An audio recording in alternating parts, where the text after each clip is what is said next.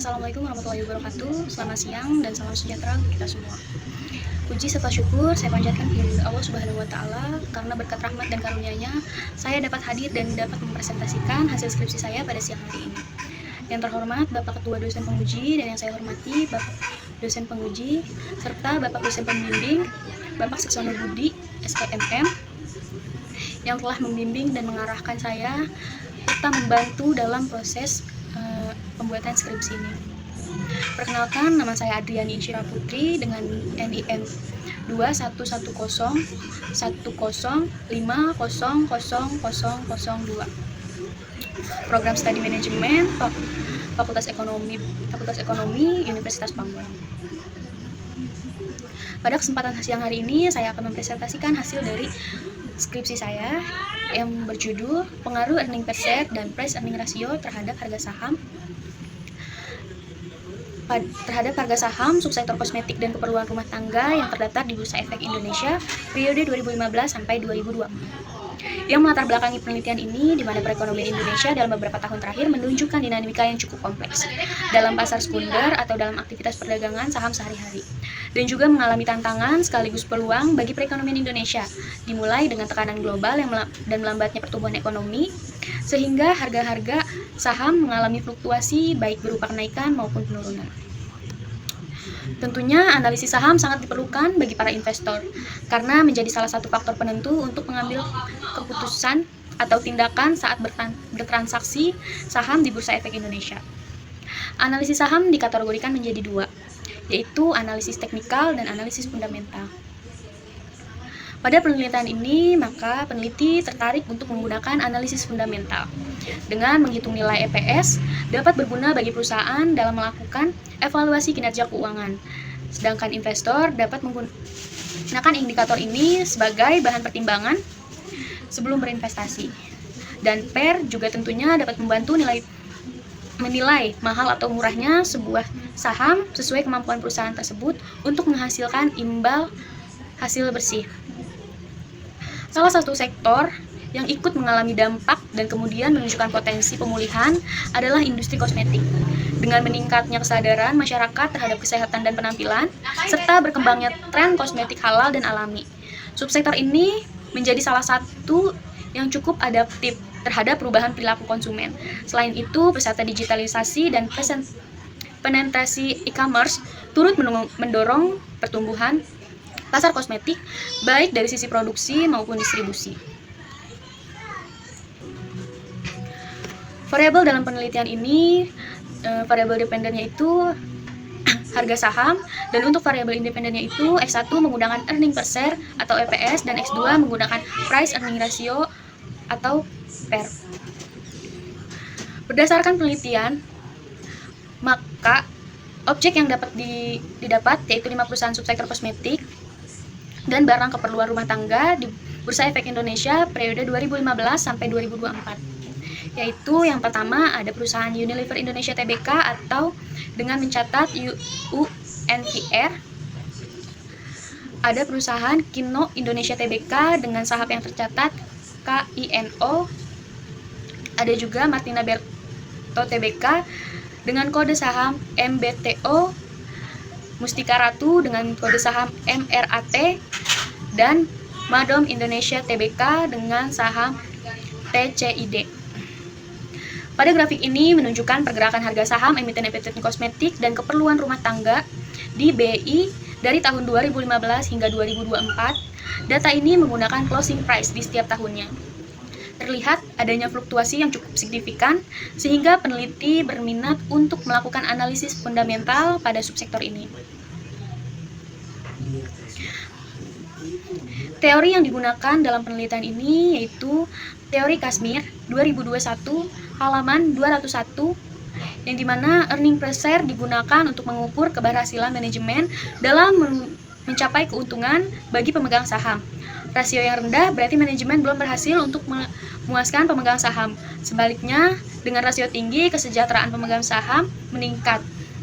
Dengan indikator EPS sama dengan dibagi laba bersih setelah pajak dibagi dengan jumlah saham beredar. Dan harga saham merupakan harga yang terjadi di pasar pada waktu tertentu ditentukan oleh pelaku pasar, yaitu permintaan dan penawaran pasar. Menurut Sartono 2018 halaman 26 dalam jurnalnya Ripo et al. 2023, indikator harga saham yang digunakan adalah closing price atau harga penutupan. Hipotesis dalam penelitian ini di mana H1 earning per share berpengaruh terhadap harga saham subsektor kosmetik dan keperluan rumah tangga di BIE 2015 sampai 2024. H2 price earning ratio atau PER berpengaruh terhadap harga saham perusahaan subsektor kosmetik dan keperluan rumah tangga di BI tahun 2015 sampai 2024. H3 earning per share dan price earning ratio secara bersama-sama berpengaruh terhadap harga saham perusahaan subsektor kosmetik dan keperluan rumah tangga di BI 2015 sampai 2024. Dalam penelitian ini, metode penelitian yang digunakan adalah penelitian kuantitatif deskriptif dengan pendekatan asosiatif. Penelitian ini menggunakan laporan tahunan annual report atau laporan keuangan financial statement dari perusahaan subsektor kosmetik dan keperluan rumah tangga yang terdaftar di Bursa Efek Indonesia selama periode 2015 sampai 2024. Adanya waktu penelitian yang dilakukan kurang lebih dalam waktu 9 bulan, dimulai dari bulan Oktober 2024 sampai Juni 2025. Teknik pengumpulan data dalam penelitian ini menggunakan teknik studi pustaka dengan melakukan klasifikasi dan kategori bahan yang berhubungan dengan masalah penelitian dan mempelajari, mencatat, serta menghitung dari dokumen atau data yang digunakan. Data yang digunakan dalam penelitian ini adalah data sekunder yang telah dikumpulkan, yaitu data annual report dan financial statement tahun 2015 sampai 2024 yang telah dipublikasikan oleh Bursa Efek Indonesia melalui halaman resminya di www.idx.co.id dan website resmi perusahaan yang menjadi sampel penelitian pada skripsi ini. Teknik analisis penelitian ini menggunakan metode statistik untuk menghasilkan kesimpulan yang objektif dan digeneralisasikan. Software yang digunakan dalam penelitian ini yaitu dengan alat statistik IFIUS 12. Hasil dari analisis regresi, sebelum mendapatkan hasil analisis regresi, maka penelitian ini telah lulus uji pemilihan model, yang dimana uji pemilihan model yang didapat adalah dengan menggunakan model Fixed Effect Model atau FEM. Maka persamaan linearnya adalah Y sama dengan 2712,523 ditambah 5,339270 dikali X1 ditambah 0,475413 dikali X2 tambah E. Maka dapat disimpulkan nilai konstanta sebesar 2712,523 menunjukkan bahwa jika variabel X1 dan X2 bernilai 0, maka nilai variabel Y diprediksi sebesar 2712,523. Nilai ini signifikan secara statistik dengan nilai probabilitas sebesar 0,05157, kurang dari nilai signifikan 0,05, yang berarti konstanta memiliki pengaruh signifikan dalam model.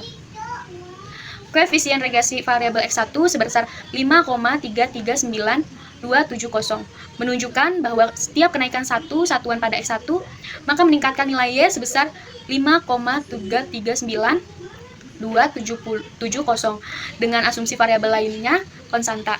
Nilai probabilitas sebesar 0,000 kurang dari nilai signifikan 0,05 mengindikasikan bahwa X1 berpengaruh secara positif dan signifikan terhadap variabel dependen atau variabel Y. Koefisien regresi X2 sebesar 0,475413 dengan nilai probabilitas sebesar 0,8974. Nilai ini tentunya jauh lebih besar dari nilai signifikan 0,05, maka menunjukkan bahwa pengaruh X2 terhadap Y adalah tidak signifikan secara statistik, sehingga dalam konteks penelitian ini X2 tidak memberikan kontribusi terhadap perubahan Y. Maka dapat mendapatkan hasil uji hipotesis, yang dimana hasil uji hipotesis signifikasi parsial uji T variabel X1 atau variabel earning per share Hipotesis pertama menunjukkan nilai T hitung sebesar 8,340853 lebih besar dari hasil T tabel yang telah diperoleh, yaitu 2,01174 dengan nilai probabilitas sebesar 0,000 kurang dari nilai signifikan 0,05. Maka dapat disimpulkan bahwa variabel EPS berpengaruh secara signifikan terhadap harga saham. Variabel Price Earning Ratio atau PER. Hipotesis kedua menunjukkan nilai T hitung sebesar 0,133135 kurang dari T tabel yang telah diperoleh, yaitu 2,01174 dengan nilai probabilitas 0,8947. Karena nilai probabilitas lebih dari 0,05, maka dapat disimpulkan bahwa variabel PER tidak berpengaruh secara signifikan terhadap harga saham, yang dimana artinya HO diterima dan HA ditolak. Selanjutnya itu ada hasil signifikasi simultan uji F, di mana F tabel yang diperoleh adalah 3,195 dan F hitung sebesar 37,023336. Dapat dilihat F hitung lebih besar dari F tabel dengan nilai probabilitas F statistik sebesar 0,0005 yang membuktikan bahwa nilai probabilitas kurang dari nilai signifikan 0,05. Dapat disimpulkan bahwa variabel independen X1 dan X2 berpengaruh secara simultan terhadap variabel dependen atau variabel Y. Dengan hasil uji koefisien determinasi berdasarkan hasil yang telah diperoleh, maka nilai adjusted R-square sebesar 0,815192. Maka dapat ditarik kesimpulan bahwa sumbangan pengaruh variabel independen terhadap variabel dependen secara simultan sebesar 81,51%, sedangkan sisanya 18,49% dipengaruhi oleh variabel lain di luar penelitian ini. Maka dapat disimpulkan dari skripsi yang telah dibuat ini, EPS berpengaruh positif dan signifikan terhadap harga saham. Hasil uji T menunjukkan nilai probabilitas EPS sebesar 0,000 kurang dari 0,05, yang berarti EPS merupakan indikator keuangan yang relevan dan dapat diandalkan dalam memprediksi pergerakan harga saham. Koefisien regresi sebesar 5,339270 menunjukkan bahwa setiap menaikkan satu satuan EPS dapat meningkatkan harga saham sebesar Rp5,34. Ini menandakan bahwa kinerja keuangan perusahaan yang tercermin melalui kemampuan menghasilkan laba per lembar saham sangat mempengaruhi kepercayaan dan keputusan para investor. Yang kedua, menunjukkan bahwa PER tidak berpengaruh signifikan terhadap harga saham. Hasil uji T menunjukkan nilai probabilitas PER sebesar 0,8947 lebih dari nilai signifikasi, yaitu 0,05, sehingga tidak berpengaruh signifikan secara statistik terhadap harga saham. Hal ini menunjukkan bahwa PER secara teoritis dapat menggambarkan valuasi saham dalam praktiknya pada subsektor kosmetik. Perannya tidak terlalu dominan. Salah satu penyebab adalah fluktuasi EPS yang ekstrim, bahkan negatif, yang mengganggu stabilitas perhitungan PER. Beberapa perusahaan seperti Mustika Ratu, perusahaan Kino Indonesia Tbk mengalami nilai PER negatif atau sangat tinggi karena laba yang rendah atau kerugian. Namun secara simultan, EPS dan PER berpengaruh signifikan terhadap harga saham. Hal ini terbukti dan hasil uji F yang menunjukkan nilai probabilitas sebesar 0,0005 kurang dari 0,05, artinya meskipun PER secara individual tidak signifikan, keberadaannya bersama dengan S tetap memberikan kontribusi dalam menjelaskan variasi harga saham perusahaan kosmetik dan keperluan rumah tangga yang terdaftar di Bursa Efek Indonesia ini. Koefisien determinasi adjusted R-square sebesar 0,815192 menunjukkan bahwa modal regresi yang dibangun mampu menjelaskan sekitar 81,51% variasi harga saham melalui variabel EPS dan PER, sedangkan sisanya 18,49% dipengaruhi oleh variabel lain di luar penelitian ini. Perusahaan subsektor kosmetik dan keperluan rumah tangga yang terdaftar di Bursa Efek Indonesia cenderung mengalami fluktuasi harga saham yang cukup signifikan dalam beberapa tahun, terutama pada perusahaan Unilever dan perusahaan Kino Indonesia Tbk.